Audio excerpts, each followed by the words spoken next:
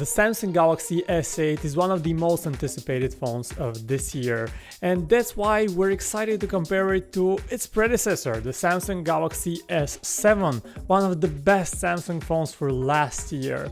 So let's take a look at the differences between the brand new full-screen bezel-less Samsung Galaxy S8 on one hand, and last year's Samsung Galaxy S7 that has now fallen quite drastically in price and is a great value for the money.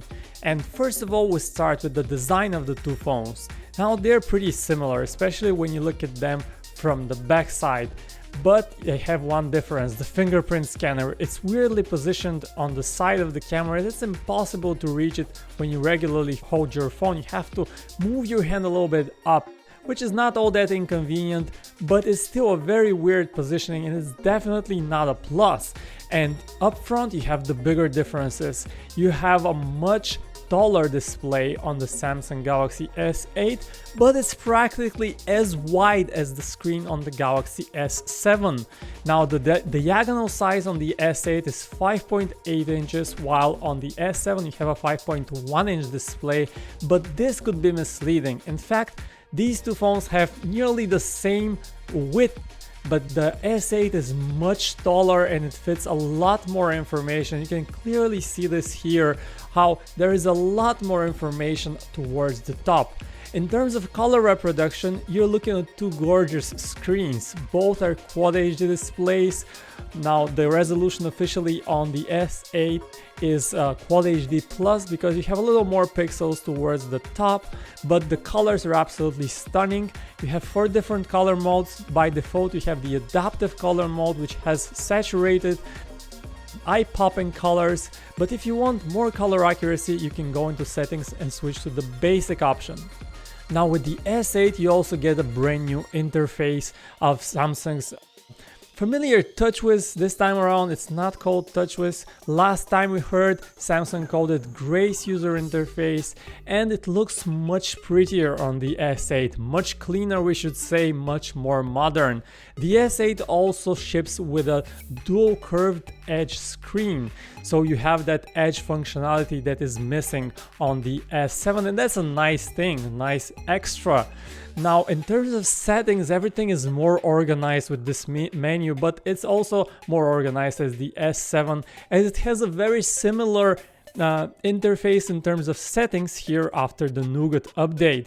The big difference comes in multitasking. The S8 can make a lot more of its taller screen and fits more content on it. Is better for multitasking. You can see that you can definitely see more of it, more of this display, and you can work easily with YouTube on one hand playing, and on the bottom you can have your gallery or your browser, and that's definitely a valid thing to consider, and an advantage of a taller display such as the one on the S8. And really it's all about the display. The display is the big highlight of this phone. Under the hood, it is powered by the Snapdragon 835 system chip in the United States. This is Qualcomm's latest and most powerful system chip, and it's fast, especially when we talk about games and more intense applications. But in daily use, we did not notice so much of a practical improvement. Now just scrolling around the interface, opening basic apps, you will not see a huge difference here, and we're seeing a slight stutter in the S8, something that has been typical for Samsung phones for years. Now next up, let's go to the camera app, because while the camera is 12 megapixel one on both phones, the camera on the S8 has some neat improvements that are not immediately obvious. Now the camera interface is a little bit better done. You can see how zooming is much easier. You can just slide up and down on the camera shutter key, and it's actually the quality of the pictures, however, that makes a real difference in the S8. You have automatic and pro mode on both phones, but the S8 lacks that artificial over sharpening. There is a bit of it, but it's not as huge as on the Galaxy S7, and it's also a little bit better in terms of sharpness and overall level of detail, which is consistent throughout the image, and colors are overall pleasing, a little bit oversaturated, not perfectly realistic, but we're fine with that.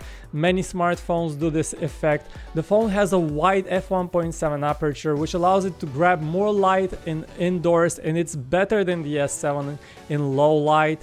And you can see that it handles itself pretty well, capturing very sharp shots even when the light is low, and other phones produce blurry images in those scenarios. But the big difference is that you no longer have over sharpening halos and such effects to that extent here. And in terms of video, check out this video sample shot on the S8 in 4K resolution. Here today testing the video camera on the Galaxy S8.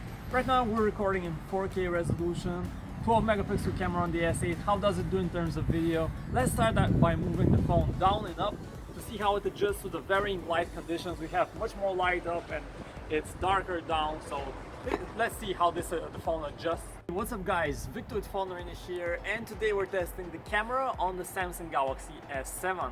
Now the S7 has a 12 megapixel camera, and what we'll focus on here is the video quality. First thing that we'll do is that we'll move the phone down and up.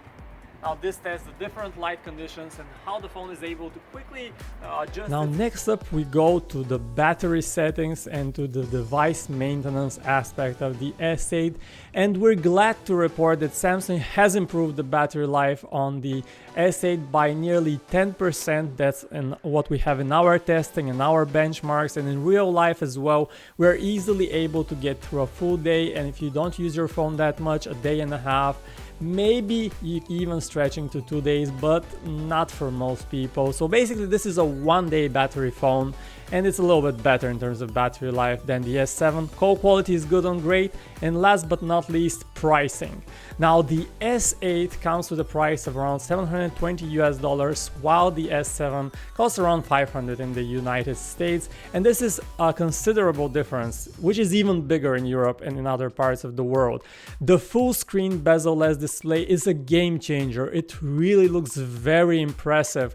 The phone is well done. Both phones are similar in terms of design, but it is that full screen display that swings it in favor of the S8, but it has a weird fingerprint scanner on the back, which is probably the biggest downside. Which of these two phones do you prefer, and which one would you get for the money?